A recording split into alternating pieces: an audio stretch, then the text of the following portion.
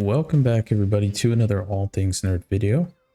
Today we are back in the Dragonflight expansion where we are going to go find out what happens if Zaralek Caverns doesn't actually load in properly in the map.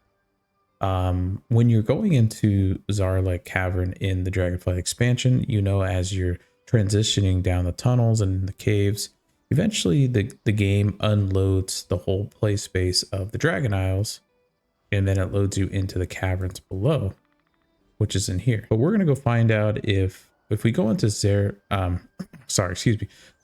Cavern, what happens if it doesn't actually load in all the way. So let's go take a look right now.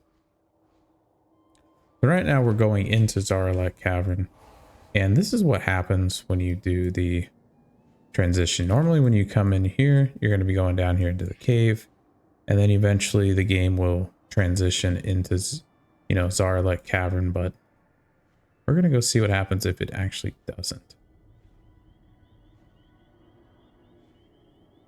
Pretty creepy stuff down here.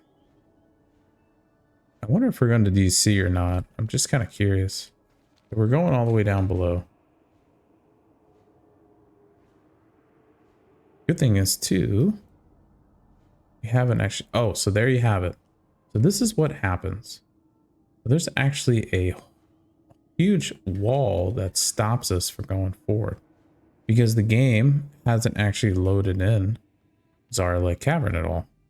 So this huge wall is here to indicate that we can't get past into the cavern because it technically doesn't exist. But you can also see that there is nothing on the outside. Let's see if we can get on the other side and see what is actually out there. Give you a better view of going down to the cavern here. There we go. Now we're actually on the other side. So there you go. So that is what is behind the wall going into Zaralek Cavern. And this is outside the map.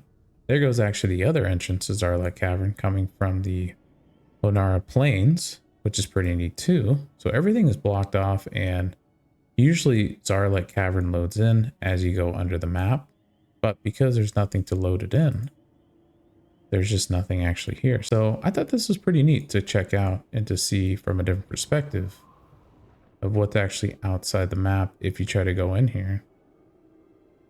So if you ever wondered, well, what does the game do if you can't actually load it? Well, there you go. Now you know. There's nothing here to actually load at all, which is pretty interesting in itself.